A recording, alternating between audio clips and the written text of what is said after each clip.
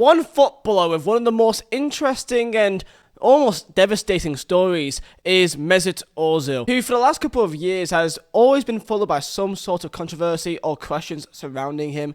If it's for his lack of playtime, in terms of political statements that's been involved and clashes between him and the club, his play style, his mentality has all been questioned. And today I'm going to try to do a video almost concluding what's happened with Mesut Ozil, because let's be real, Mesut Ozil is debatably one of the best number 10s in world football, and to see him almost fall from grace, not like a normal player would, in terms of they just keep playing, but eventually you can see that maybe their legs aren't the way they used to be, maybe they lost a yard of pace. In the case of Mesut Ozil, it feels like everything that's not football is impacting him not playing football. Tell me your thoughts down below in the comments, because there's been some brand new news just 2 days ago, which almost has spotted up all over again. 2 days ago is when the news surfaced with Mesut Ozil, in which he was exiled from the Fenerbahce team, which is very strange because it's very rare that you see this in football, that the club just openly admits to saying that, yeah, this guy is no longer playing for us. He's no longer part of the team, kicked out, exiled, excluded, whatever you want to say. He's no longer playing for this football club, which is very rare to see, and something serious must happen for this to be the situation. This is sad. This is sadly a trend which has followed him for his entire career almost. Back at Ozil's Real Madrid days, when he first joined from Werder Bremen, he was there to be second fiddle to Kaká, that at the time was seen as one of the world's best footballers. I was made to be almost like a backup to Kaká, which instead Kaká didn't perform the way people expected, and Ozil was doing incredible things back in the 2011-2012 season. Jose Mourinho at the time made Ozil into a beast in a pure number 10 system. And Real Madrid fans, who by the way are probably one of the hardest fans in the world to really get the love from, they saw him as a future Real Madrid legend if he stayed there. And then in 13-14, Real Madrid collapsed. It was a complete mess. Jose Mourinho and the handling of Casillas, the dressing room was split completely. Ancelotti came in and the entire system changed. In what was a 4-2-3-1 system turned into a 4-3-3, therefore Ozil was no longer playing as a 10 role, it was more dropping deeper or wider, and that's not really how he plays. And at the time there was the entire Gareth Bale situation of is he coming, is he staying? They signed the likes of Isco, they also had Di Maria there. So Ozil sadly was just kind of put to the side,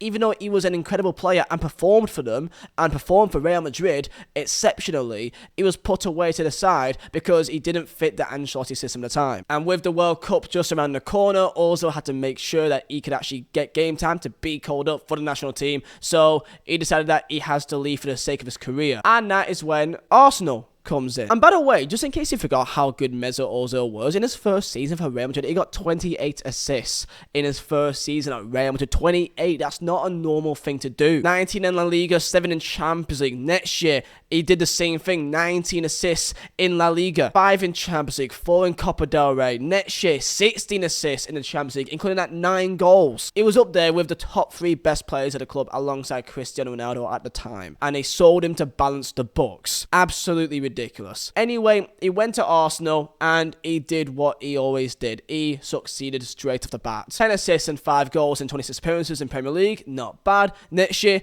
not the greatest. Only 6 assists with 4 goals. He had a few injuries that year, and then it was the next year that he really became the Mesut Ozil that we all knew. 19 assists in Premier League with 6 goals, and don't forget, Mesut Ozil by the end of December had 16 assists. He only needed about 4 more to match the all-time record. He was guaranteed to hit it.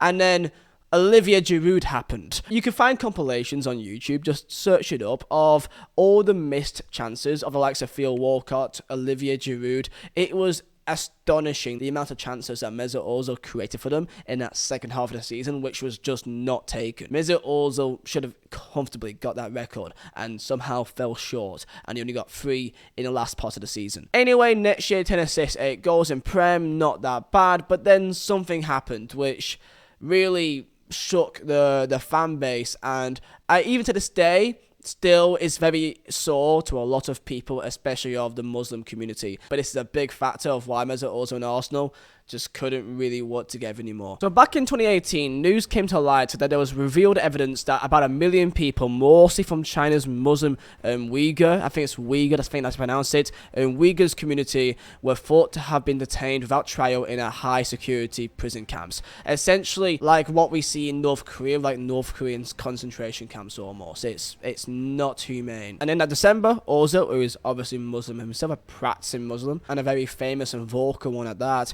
released a social media post calling all Muslim Uyghurs warriors who resist persecution, and criticising both China and the silence of Muslims in response. And Arsenal, in response to this news, or a player who is obviously impacted by the news coming out from the country, Arsenal said that they distanced themselves from Ozil, saying that their club is always apolitical as an organisation. Arsenal did not criticise Ozil for making the comments, but instead posted on their page on the Chinese social media site Weibo that the club always adheres to the principles of not getting involved in politics, since the Premier League clubs have supported Black Lives Matter movement after George Floyd was killed in America. What I said was not against Chinese people, it was against whoever is doing this to the Uyghur Muslims and other people who are not helping them, such as other Muslim countries. I have given a lot to Arsenal on and off the pitch, so the reaction was disappointing.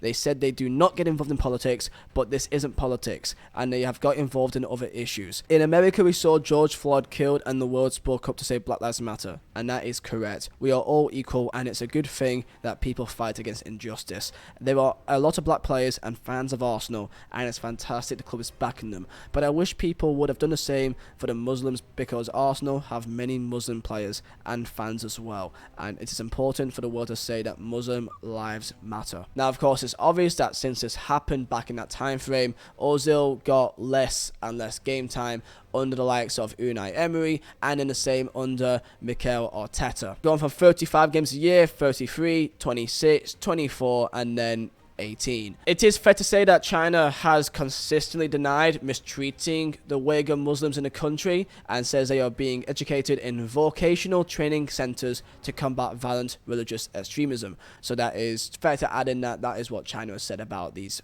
claims. Of course, throughout this, the likes of Unai Emery and the likes of Arteta has always said that this is always based on a footballing issue. This is not based on his political stances before in the past, and they keep on insisting that it is not based on what is done off the pitch. It's what he does in training and on the pitch. Now, how Mesut Ozil plays has always been an element of scrutiny, especially in the last couple of years, because some fans may watch a game and say that Mesut Ozil is lazy, saying that he doesn't really care, that his heart's not really in it anymore, and that is criticism that he has received a lot of other fans. In response to this, Guillem Balag, which is a very well known and well reputable figure in the football journalism world, especially in Spain, and he says, I find the suggestion that Ozil has been moved aside for his political stance as intentional distraction and very convenient. He has played and has been called up since he made his comments on China and the Uyghur Muslims. You have to look at the bigger picture. Why have the last two managers struggled to find a way to fit him in? He is talented, no doubt, but talent is not enough in the elite. You have to be committed, interested, follow instructions on the pitch, work hard in training and in the games with and without the ball, have faith in the group and in the leader. All that is necessary. It is very easy to influence Arsenal fans by suggesting there was a hidden agenda here, but why would two managers go against doing the best for their own teams by leaving Ozil out? Would it be by any chance that they needed to bring some standards with Ozil did not match? I have the impression Ozil should look in the mirror himself and be honest with what he sees. Don't forget as well, around the same time frame, Mesut Ozil also quit and retired from the German national team over racism and disrespect. When Germany were knocked out of the 2018 World Cup, he got a lot of messages online, and he came out with a statement saying this: I am German when we win, but I am an immigrant when we lose. Even more controversy. Also said in his recent treatment made him no longer want to wear the German national team shirt. In a lengthy statement posted on social media, said he did not feel accepted in German society despite paying taxes, donating to good causes there, and being a World Cup winner. Germany's Football Association, the DFB, was among those to criticise Ozil, the literal own German association, after he had his photo taken with Erdogan, which is this photo right here, who took photos with, at the time anyway, the Turkish president. They criticised Ozil and the other players, saying that the football and the DFB defend values which are not sufficiently respected by Mr. Erdogan. So of course Ozil has strong Turkish origins, and him and other footballers took a photo with the Turkish president. Ozil responded back to this, saying, "It is with a heavy heart and after much consideration that because of recent events I will no longer be playing for Germany at international level. While I have this feeling of racism and disrespect, I used to wear the German shirt with such pride and excitement, but now I don't. I feel unwanted and think that what I have achieved since my international debut in 2009 has been forgotten." A German football journalist named by Raphael Hogenstein said, "I think the lack of backing he's been receiving from the German FA in the wake of the scapegoating he's been subjected to in sections of German media, but also on social media, and the fact that the most technically gifted player of his generation feels he can no longer represent Germany while he feels subjected to racism makes it a very painful day for German football on the whole." Ozil obviously left Arsenal and to Fenerbahce, in which in his first season he only got 1 assist in 10 games, but then next year he's got 8 goals and 2 assists. And yet, we know what's happened next. Mesut Ozil breaks silence after being dropped from the Fenerbahce squad indefinitely for verbal altercation with the interim boss Ismail Kartal. Ozil in a match versus Konyaspor was dragged off at half-time following a alleged row with Kartal. Ozil was suspended by the club along with teammate Ozan Tufan on Thursday. Ozil broke his silence with this tweet, which is 2 flags, of course, the Fenerbahce flag and also the Turkish flag, saying the main thing is Fenerbahce. Of course, over in Turkey, and especially at Fenerbahce, he is loved by the people, he is loved by the fans, he is a cult hero to the area, to the country, and it's an absolute shame that he still can't even find some peace over there. Now, what's happened, what was said between him and the manager, I don't know. It must be something quite serious of a verbal altercation for you to basically just exclude your most popular player, probably your best player of the team as well. And that's where we are with Mesut Ozil right now. It's a very devastating story with him. However, tell me down below your stance. Do you think that Mesut Ozil has been unfairly treated? Do you think that he has some responsibility that he should also look at himself for? Tell me your thoughts down below in the comments. Of course, Ozil has had some other criticism for the fact that he is off the pitch. He's there streaming Fortnite. He's got his own esports team. And people see that maybe he just doesn't care about football anymore. Tell me your thoughts. This is a very interesting topic because this story of Ozil is, I find it so interesting because every single thing that you could imagine could go wrong, it just seems like it just goes wrong for him. And it's interesting because people don't know if it's his fault, if it's people's agenda around him, and we'll never really know. If you guys do enjoy, smash your like button. I'll see you guys next time for another video, and stay safe, lads.